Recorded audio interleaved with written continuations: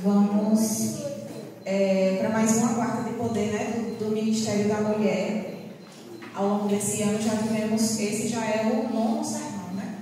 O 9º sermão do ano. Estamos caminhando aí para os últimos meses do ano de 2025, na graça de Deus, né? Na companhia de Jesus, Ele nos guiando a cada dia, estamos aqui. Então vamos estudar mais um tema, né? Do Vivendo por Graça, que foi o tema do ano, né? Do Ministério da Mulher, aí das quartas-feiras de poder.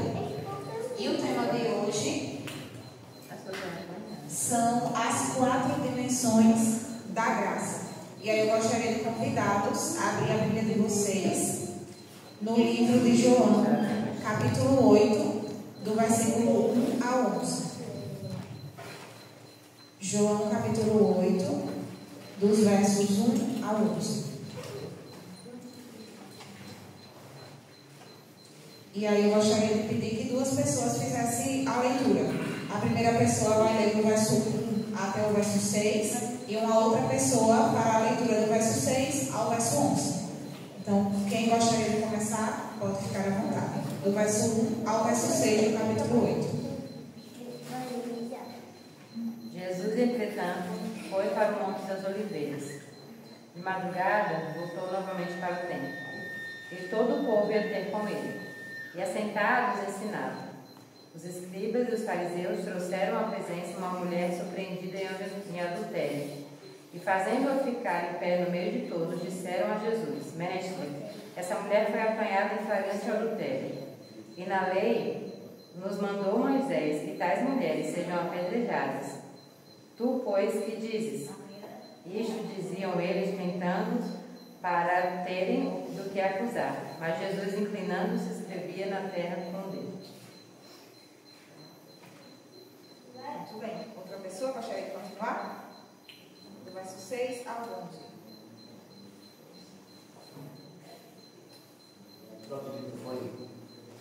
Isto dizia eles, tentando para terem o acusar. E dele para o acusar. Mas Jesus, inclinando-se, escrevia na terra com o dedo.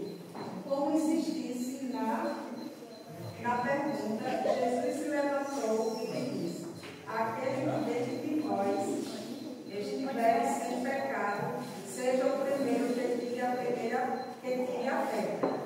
E tornando a inclinar-se, continuou a escrever no chão. Mas, ouvindo ele esta resposta, e acusado pela própria consciência, foram se retirando um por um, a começar pelos mais velhos até aos últimos. Ficando só Jesus e a mulher no meio onde estava, erguendo-se Jesus e não vendo a ninguém mais além da mulher, perguntou-lhe: Mulher, onde estão aqueles, os teus acusadores? Ninguém te condenou? Respondeu ela: Ninguém, Senhor. Então disse Jesus: Nem eu tampouco te condeno. Vai e não peques mais. Amém. Amém. Muito bem. É uma história bem conhecida, né? A gente ouve muito a história da mulher que foi apanhada em adultério. E aí nós conseguimos identificar algumas personagens. Vocês conseguem dizer para mim aí quem são os personagens envolvidos nesta narrativa? E aí? A mulher, né? Um dos personagens é a mulher. Quem mais? Jesus. Tem mais pessoas? Os que estavam ali para apedrejá-la, né? E a Bíblia relata como sendo os mestres da lei e os fariseus. E aí, tem o verso diz também que fizeram-na ficar em pé diante de todos. Com certeza, além de Jesus, da mulher, dos acusadores, né? Os mestres da lei e os fariseus, com certeza tinha uma multidão ali também de curiosos, né? De espectadores que estavam ali para observar qual seria o desfecho daquela história. E aí, quando a gente analisa, né? Quando a gente vê essa história, surge então uma pergunta. Diante de tantas personagens, quem seria o personagem central aí desse verso, né? Quem seria o personagem central dessa história? Será que é a mulher? Será que são os mestres da lei? Será que são os espectadores? Será que é Jesus? Quando a gente vai, então, analisar essa história, a gente normalmente coloca essa e muitas outras histórias bíblicas, né? A gente tem, às vezes,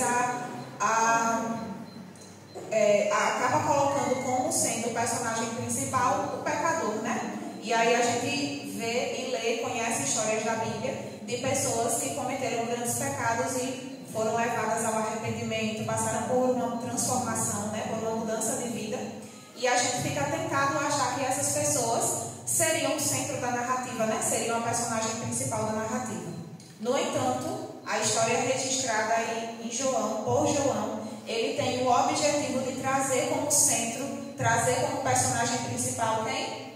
Jesus. Então, o personagem principal dessa narrativa apresentada pelo apóstolo amado, né? Apresentada por João, é Jesus. E a maneira como ele lidou com aquela mulher, né? Diante daquela situação de uma mulher pecadora, como que ele lidou? Então, o foco é Jesus e não a mulher pecadora. Assim também nas nossas vidas, né? Que a gente possa lembrar cada dia que o foco, o personagem principal da nossa história não somos nós mesmos. O personagem principal da nossa história é Jesus, né? Porque a nossa história ela só acontece graças a Jesus. Então é Jesus que guia a nossa história, assim como ele guiou também a história dessa mulher. E aí lá no verso 3, a gente encontra o pecado, né? Que está sendo apresentado ali diante de Jesus através dessa mulher, que é o adultério. E aí a gente sabe que ter relações sexuais fora do casamento é uma violação clara do 7º mandamento, né? Da lei de Deus, que está prevista lá em Êxodo, capítulo 20, verso 14. E que foi escrita pelo próprio dedo de Deus. Mas os oponentes de Jesus também estavam transgredindo a lei, pois em caso de adultério, era apenas uma parte que deveria ser executada? Não, né? A lei de Moisés previa que ambas as partes deveriam ser executadas diante de uma cena de adultério. Mas então, mesmo diante de tudo isso, eles interpelam a Jesus, né? E o Senhor, o que tem a dizer? Diante de toda essa cena, criaram toda essa situação para perguntar o que Jesus tinha a dizer, né? Os líderes religiosos acreditavam ter concebido uma armadilha perfeita. Confrontaram Jesus em público com um dilema do qual estavam certos de que ele não poderia escapar. Então, o objetivo deles ali era montar uma situação para que Jesus ficasse numa enrascada, né? Para ver se Jesus conseguiria se sair. E aí, no verso 6, a Bíblia traz uma palavra que fica bem explícita aí, né? Isto diziam eles tentando. Então, a gente percebe agora uma situação estranha, né? Os mestres da lei, os fariseus, estavam agindo agora como tentadores. A gente conhece que logo após, Mateus relata que logo após o batismo de Jesus, diz que ele foi levado pelo Espírito para o deserto, né? Para ser o quê? Tentado. E quem foi que executou essa tentação com relação a Jesus? Satanás, o próprio Lúcifer, né?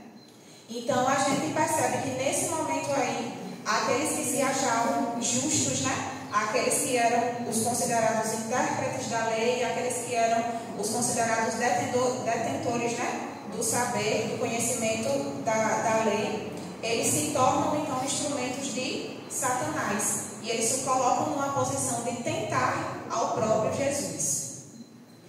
E aí, eles montaram uma armadilha, né? Com apenas duas respostas possíveis, ambas resultando em derrota para ele. Se Jesus dissesse para soltá-la, violaria a lei de Moisés. Caso mandasse apedrejá-la, teria problemas com os romanos, que não permitiam que os judeus fizessem execuções. Então, eles se colocaram agora numa situação de tentadores. Jesus, então, silencia, se abaixa, né? E começa a escrever no chão. E esse é o único momento que Jesus é apresentado como escrevendo, né? Alguma coisa. Então, Jesus se abaixa e começa a escrever.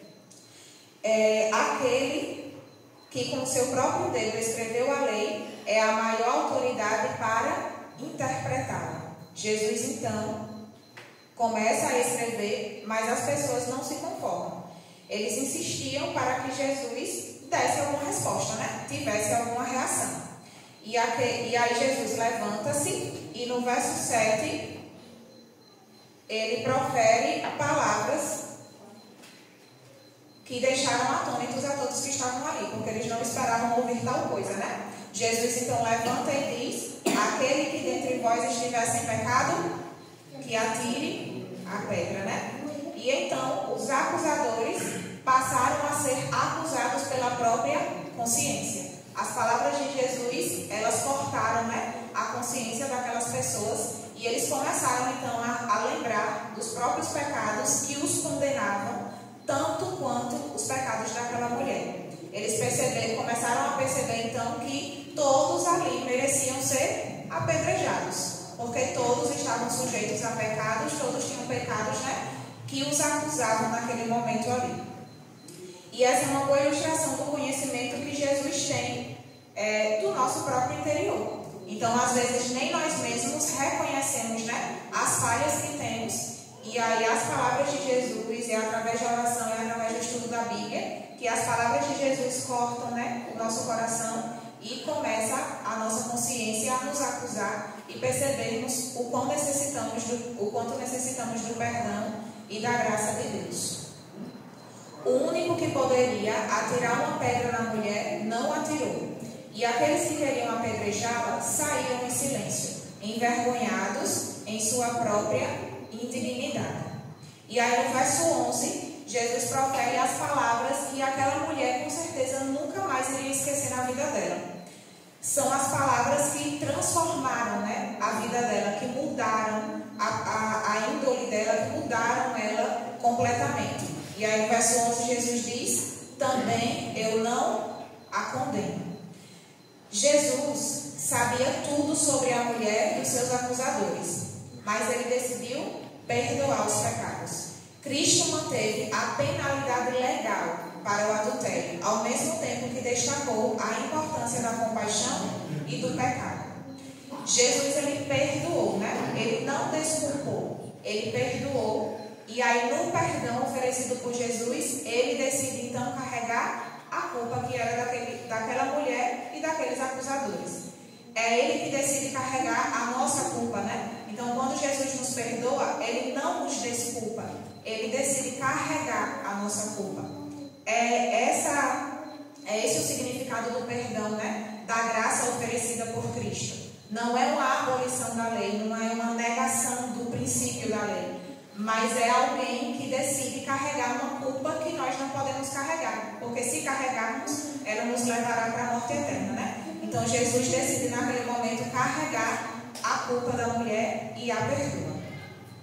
E aí ele finaliza dizendo: não peque mais. O perdão, ele não é conivente com o pecado. Em vez disso, ele leva a uma mudança positiva de vida. E aí, com certeza, aquela mulher teve uma mudança completa, né, na vida dela. E esse relato, ele destaca a insondável graça de Jesus. Nele, nós vemos o quadro completo de sua abrangência e poder. A palavra graça, ela é de uma amplitude enorme. A gente utiliza ela em vários contextos, né, em várias situações. Mas a palavra graça, ela tem alguns significados. Pode significar beleza, favor, bondade, misericórdia. No entanto, no plano da salvação, ela se destaca em todas as Escrituras. Então, ao longo da Bíblia, desde o Antigo até o Novo Testamento, a palavra graça, ela se destaca e é aplicada ao plano da salvação. O salmista, lá no Salmo 63, verso 3, diz: porque a tua graça é melhor do que a vida, né? E por isso os meus lábios te louvam. No Novo Testamento, nem se fala, né? O Novo Testamento é repleto de histórias e mais histórias em que a graça de Deus, ela transborda, em que ela abarca todas as pessoas, em que ela consegue transformar situações que pareciam caóticas, que pareciam desesperançadas. É a graça de Jesus Cristo que encontra e salva esses pecadores, homens e mulheres. O próprio Paulo, lá em Romanos 1,16, ele identifica o Evangelho como sendo o poder de Deus para a salvação. Assim, o Evangelho e a graça são quase sinônimos dentro do plano da salvação. Muitas vezes, eu acredito que muitas vezes a gente tende a considerar como sinônimo Evangelho e lei, né? E em algumas situações nós corremos um grande risco de tomarmos isso como uma atitude muito legalista, né? E aí acabamos excluindo e nos afastando da graça que é apresentada por Jesus. E aí o autor, né, os autores do sermão apresentam então as 4 dimensões da graça. Quais seriam então as dimensões da graça? Como que a graça se manifesta através da vida, né? Primeira dimensão, a graça é maior que a sua vergonha. Então a graça de Jesus, ela transborda, ela é extremamente maior do que a nossa vergonha. E aí no verso 3, Jesus fez com que a mulher ficasse em pé no meio de todos. Uma mulher abandonada, aterrorizada por acusação, zombaria, humilhação, então ela estava, na verdade, não querendo ficar em pé diante de ninguém, né? Provavelmente ela queria sumir daquela situação, queria sair dali porque ela estava extremamente humilhada. E a vergonha, ela é uma voz acusadora implacável. E muitas vezes a vergonha impede, né, muitas pessoas de se achegar a Deus, de buscar a graça de Deus, porque a vergonha, ela é realmente aterrorizante. A vergonha, ela surgiu lá no Éden, né? Então, Adão e Eva, eles foram os primeiros a sentirem vergonha. Ao ouvirem a voz do Senhor Deus, que andava no jardim quando soprava o vento suave da tarde, o homem e a sua mulher se esconderam da presença de Deus, entre as árvores do jardim. E aí, devido ao pecado, né, ambos perceberam que estavam nus e se esconderam. Então, a vergonha, ela nos deixa expostos, né, diante de qualquer situação vexatória, seja de menor ou de maior grau, com relação a transgressões, né, que a gente pode cometer. A vergonha, ela sempre vai nos expor. Mas Cristo, ele deseja resgatar a nossa dignidade. A sua graça é maior que a nossa vergonha. Então, que em situações que a gente possa se sentir humilhado, né, que a gente se sinta envergonhado, que nós possamos lembrar que é Cristo Jesus que resgata a nossa dignidade. Então, a nossa dignidade, ela vem através de Jesus, através do sacrifício que ele fez na cruz. A segunda dimensão da graça é que ela alcança e iguala a todos. Então, a graça, ela é um nivelador. Assim como o pecado, ele condenou a todos os seres humanos, né? E todos se tornaram pecadores. A graça, então, ela eleva os seres humanos até Deus e ela iguala e nivela a todos. Assim como o pecado condena a todos os seres humanos, a graça alcança e equipara a todos. Cada um dos que estavam com Jesus naquela manhã igualmente precisavam da graça de Deus.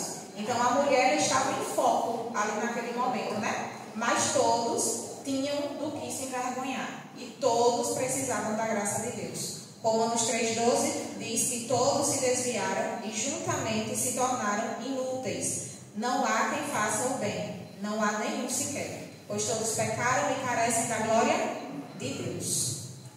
A terceira dimensão da graça é que a graça é maior que a sua culpa.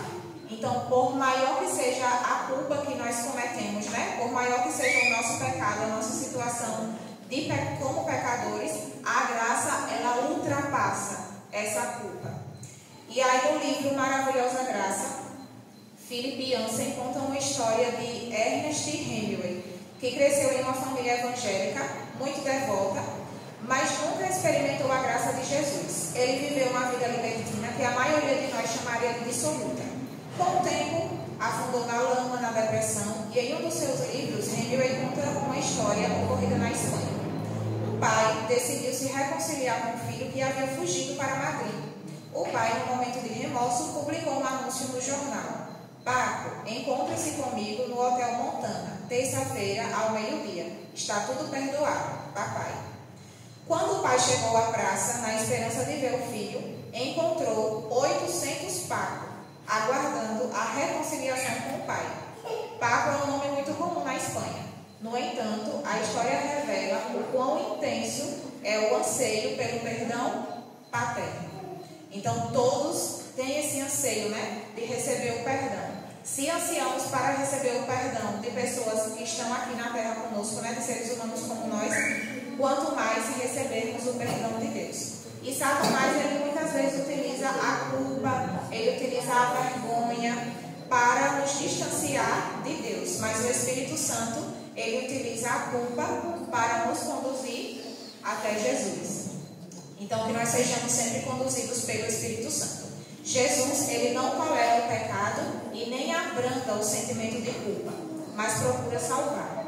O Salvador se compadece da fraqueza do pecador e lhe estende a mão ajudadora.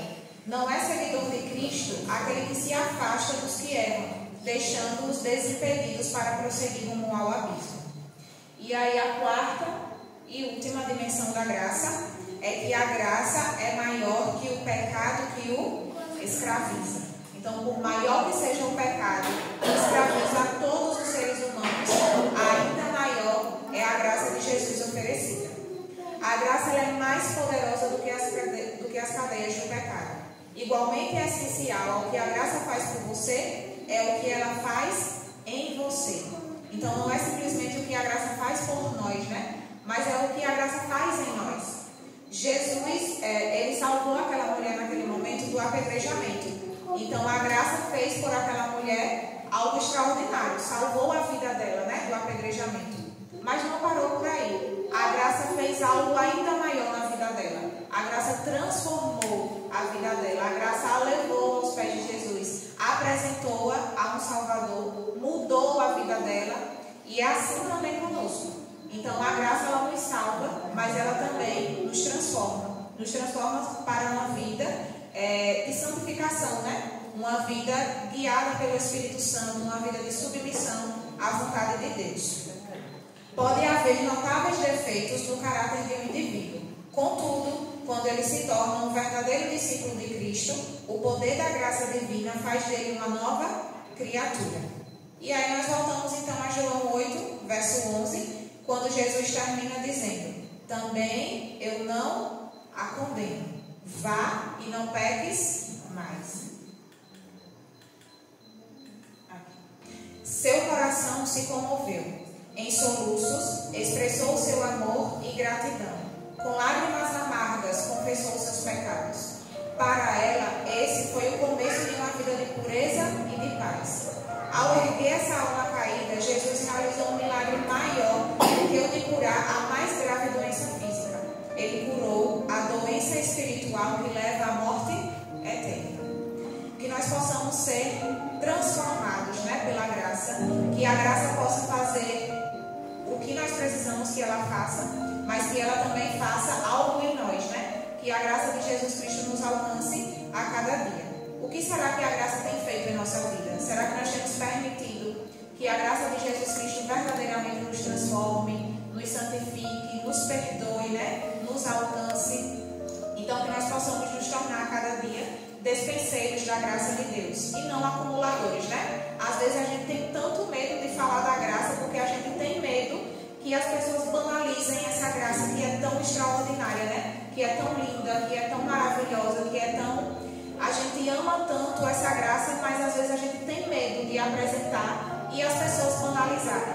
Mas que nós possamos entender que o que as pessoas precisam ver é a graça que transforma. A graça que nos transforma a cada dia. Que a gente não tenha medo de nos apresentar como pecadores, como realmente somos. Nós não somos perfeitos como aqueles mestres da lei ou os fariseus pretendiam ser diante das pessoas, né? As pessoas elas não têm dificuldade em lidar com os nossos erros.